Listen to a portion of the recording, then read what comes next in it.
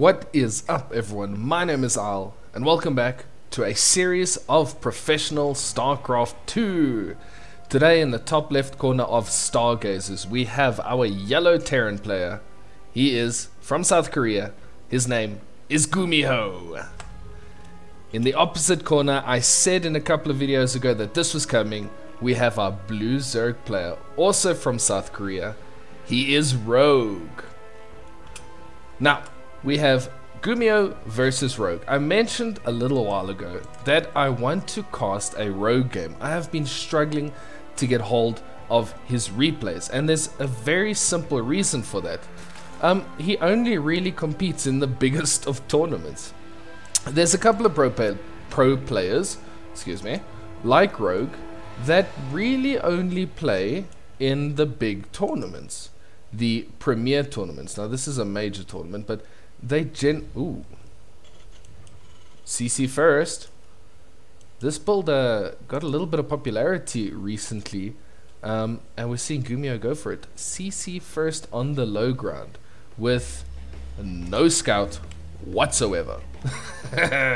Dangerous. Okay, there does come the barracks. We'll see where GuMiho goes with it.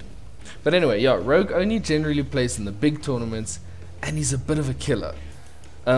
He does not play exciting StarCraft necessarily, so he's very different from GuMiho. GuMiho does random stuff, and it's great for spectators. It's awesome to watch. Rogue doesn't care about any of that. He will find the most broken build, tactic, whatever you want to call it, and he will use it to punish his opponents.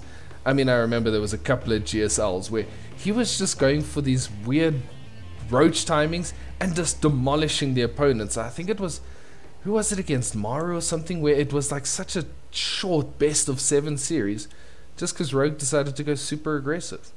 So we'll see what he does against GuMiho. Now, I haven't seen many of his games live. I checked a little bit to see how his tournament games have gone, and really he hasn't competed in much, but he's not quite on good form as far as I can tell. So okay. That was useful. Lifting the supply depot that doesn't make a wall anyway.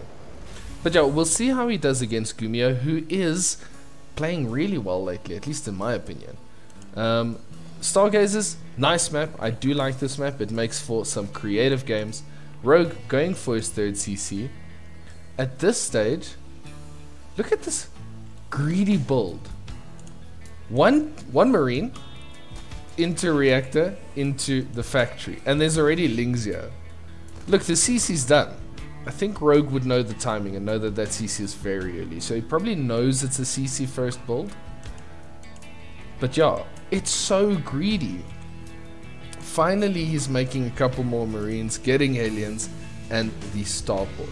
Now, this 2-base push, and I spoke about it a little bit, it happened a lot in the GSL where Terran players were doing this CC first 2-base pressure build that just destroyed Zergs. Rainer got destroyed by it. It was hitting so hard, and I think in the GSL of those rounds that it was played, it had like 3 out of the 4 games that the Terrans played, when they played this build, it won. It just straight up won the game. So we'll have to see if this one has quite the same effect. This stage, our work accounts are looking a little bit similar. The Overlord, Overlord speed, yeah, I don't know, has a look. It sees exactly what's going on, and let's see what Rogue does to counter this. The third CC is being built in the wall here. Nice little Widow mine placement, and here goes the first medevac. Another Overlord sneaking around the back to do a little bit more scouting. Yeah, 6 Marines and a Widow mine. Rogue isn't doing too much of anything yet. He's getting a couple of Zerglings and some more Queens, but what is his plan? Where is he actually going to go with this match? He's just got Overlord speed, and I guess Overlord speed is pretty good against GuMiho, so that you can keep an eye on what he's doing. Okay, drop coming in here. Widowmine is burrowing. Drones pulled nice and early. Widowmine's going to go back into the mineral line. Don't think it's going to get too much done. Yep. The Marines are dropping in this side of the base, and we do see the Roach Warren coming up. So far no damage really been dealt. Baneling Nest also on the way. +1/+1 for GuMiho as well as Stimpack. So he's probably going to be looking to get a nice little bit of a timing. As for this drop, completely deflected. And one Zergling going down. So solid defense so far from Rogue. Very nice. Saturation is looking pretty good. Rogue has gotten a bunch of SCVs. Drones out. So yeah, everything's looking pretty good for Rogue as it stands. Is Rogue just placing down everything? So, hang on. Oh, did he cancel the Roach Warren? He did. So he cancelled the Roach Warren to go into Baneling Nest and Spire with double Evo Chamber. Okay, we see a drop coming in here. GuMiho is probably just going to ferry units across. Yep. And then run in with his stimmed bio army. No defenses in place, but it's a long run before anything really happens. No, he's not even going to stim yet. There it is. Taking out a little bit of creep and putting pressure onto who he's aiming for. Drones. Yeah, macro hatch coming up. Is he going to get the Spire? Yeah, that's painful. So Spire gets taken out by these Marines. They're going to be picked up and off they go. Okay, so the empty medevac went down. That's not the worst thing that could happen to GuMiho.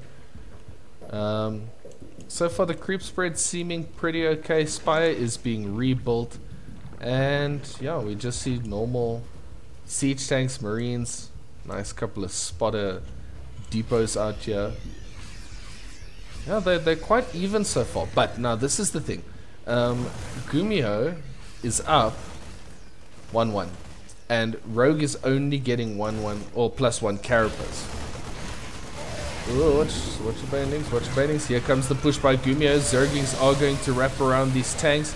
Banelings coming in. They do get a decent connection there. Ooh, nice little pickup there on the tank. I didn't even see that. That was some quick micro there by GuMiho. He's going straight back in. Oh yeah, Rogue forgot the +1 melee. So that's going to be a little bit delayed. And these Marines benefit so much from attack upgrades. They're going to hit nice and hard. The tanks being spread out nicely. Marines a little bit low on health. I like the tank spread from GuMiho. So he's got one in the back there protecting. Even brought a couple of SCVs with to repair. And then he pushes up with small groups of Marines just to put pressure. Tanks start firing. This is a good position. You could do a lot of damage with this. Banelings coming in. How's the splits? Good targeting with the siege tanks. Ooh, okay, a decent Baneling connection there. One tank does go down, but this is not defeated.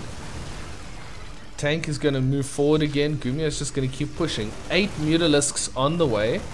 But it's very soon, and then +2/+2 is going to be finished for GuMiho. And at this stage, there's not much defense. Okay, there's a couple more Banelings and Zerglings rolling in. Not getting the connections. Good splits there from GuMiho. Decent connection on this side. Yeah, tanks are now in a very dangerous position, getting rid of the Banelings before they can hit the Marines. This is a very strong push. Mutas are coming in. They're not going to do too much against Marines. Reinforcements are arriving for the Terran player. This is a strong push, and if Rogue can't deal with this, he's going to lose this game. Mutalisks are falling. GG is called. GuMiho takes game number 1. Okay, we are loaded into map number 2. This is Data C. Ooh, that still feels a bit weird.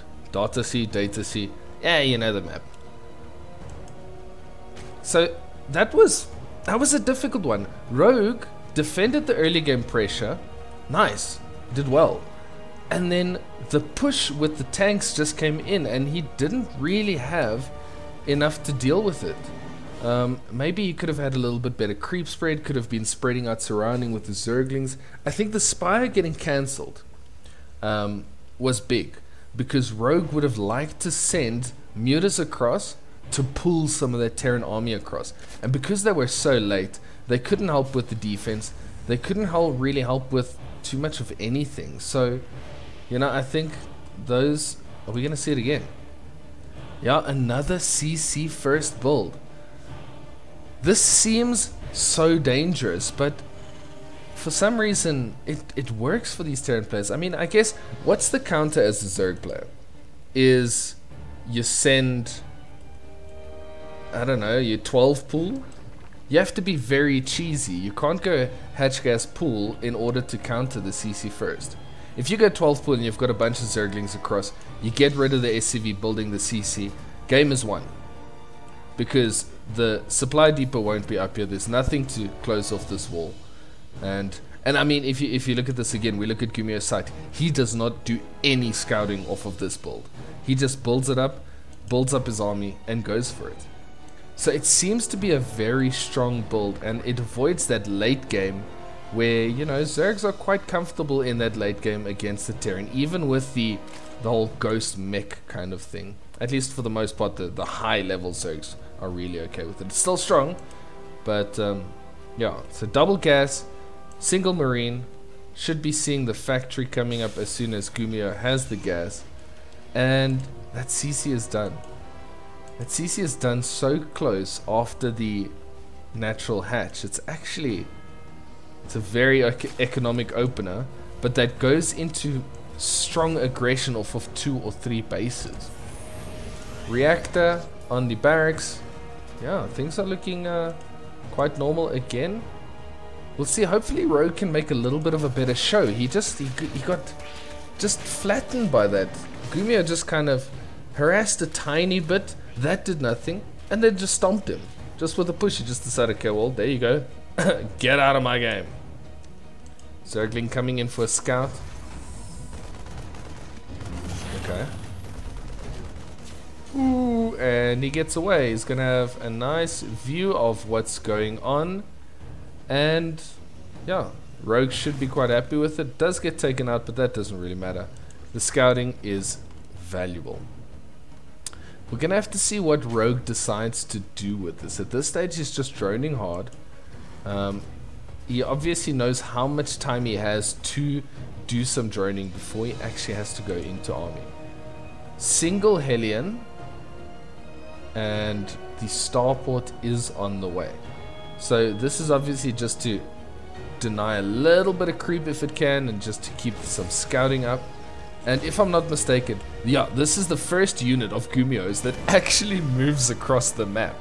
Like at the almost the 4-minute mark. Now suddenly GuMiho knows, okay, my opponent did actually spawn on the other side of the map. A little bit crazy. Ooh, there it is. What do we see? Oh yes, it's a fusion core. So, can I say Battlecruisers? I like Battlecruiser openings. It has to be. Yeah, GuMiho's saving up with the gas. It's got to be a Battlecruiser. Show us the Battlecruisers. We want to see Battlecruisers. I don't know. Maybe I'm the only one that likes Battlecruisers, but they're a fun unit. Yes, there it is. Battlecruisers. And did I see? There's only one starport. Yeah, only one starport. Okay, so it's probably just going to be, I lie, there's another one with the tech lab. It's going to be multiple battle cruisers. Nice. Yamato cannon coming up. We see the Roach Warren. Yeah, that's going to be useful against battle cruisers. Nice. I like it. I love watching GuMiho's games. GuMiho is definitely one of the more exciting Terrans to watch. You know, you look at a guy like Mario, don't get me wrong, I love Mario games. Mario plays like an absolute monster, but GuMiho he plays Terran differently. And I think that's what really makes him so much fun, is he's creative. He just does his own thing. Like doing 2 battle cruisers at a time. And what's the answer here? Lair. I'm assuming maybe into the Spire. Unless Rogue's just going to go for a roach push. He is making a couple of roaches. GuMiho just trying to keep a Rogue in the dark here. 1 battle cruiser is out. 2 more are busy building. And oh, there it is. It's already across the map. I'm busy looking for it. Alright, so battle cruiser flying around, getting some damage done. Spire is on the way. Yep, so there it is. It's going to be into the Spire. 3 workers going down so far. This battlecruiser just having a pleasant old time. Just a casual fly through, dealing some damage as it goes. This is very annoying to deal with. So the Spire is... Oh yeah? The 2 roach push. Oh wait, there's more roaches. Well, these Hellions are being annoying. Battlecruiser going to come pick off these reinforcements. At least try to help. Alright, they get transfused up. 2 more battlecruisers coming up. Well, 1 more. Where's the other one? Probably still building. Rogue at the same time running a couple of Zerglings around. There's the next BC, and here we see the push with the BCs and the Hellions. So Zerglings do manage to get in. They should be dealt with. At the same time, the BCs are doing a little bit of damage here. I mean, they can do damage for days against the roaches. Zerglings are getting a little bit of work done. Like really, yeah, okay, there we go. We start seeing the SCVs falling. Reinforcing Hellbats or Hellions will help to deal with that. BCs flying around. Oh, they still haven't been dealt with. No! Don't lose. Okay, I was about to say. And there we go. 4 BCs in the back. He's just continuing making. And he's going to go into mech because he's getting 2 more factories. Now, Rogue is going for Mutalisks. Not the normal counter to Battlecruisers, if I'm honest. Okay, there he gets 1 Corruptor. 2. Oh no, Spire's going to be taken out. This is going to be a problem. That means all the anti-air is going to be gone. At the same time, we do see the Mutas and the Roaches going into the 3rd base. So we see Hellions coming in this side. They're getting workers done. They're getting workers killed here. These are flying in. The Battlecruisers have gotten rid of this base. This game is all over the place. Hellions have destroyed the mineral line. That's 30 drones going down. 24 SCVs. But let's be honest, in a straight up fight, Battlecruisers are going to get rid of these 8 Mutalisks. Battlecruisers still just flying around. Remember, they do have Yamato cannon. There it is. And we're going to see 1, 2, 3, 4 queens. Bye-bye. You used to live and now you are gone. This is... Okay, there is 1 battlecruiser here on defense. What? Where do I look? There's battlecruisers in this side. There's Hellions in this base. Getting rid of more. That's 43 drones, 45 workers going down. The Mutalisks are trying to get rid of the BC along with the Corruptor. That's going to take forever. This mineral line has been cleared. BCs have gotten rid of this base. That's 5 of them flying around. What do you do against that? I mean, look, the Terran base, let's be honest, it's in a bit of trouble. But BCs are still being built. This is a really exciting match. 64 drones versus 61 SCVs that have fallen. Mutas still going around. One BC at home. I mean, there's no answer to them. They're just getting rid of everything. This stage, the Hellions have gotten through. GG is called. GuMiho wins a game in which we saw 74 drones and 61 SCVs fall in the recent, or at least the last couple of minutes. What a crazy game. That was good fun. Unfortunate for Rogue. I called him a killer, but, you know, GuMiho's been playing some good StarCraft, so there you go. I really hope you enjoyed this. This was a fantastic series, especially the second game. A lot of fun. If you did enjoy the game, make sure to leave a like rating and subscribe if you want to see more StarCraft content. Thank you so much for watching, and I will see you in the next one.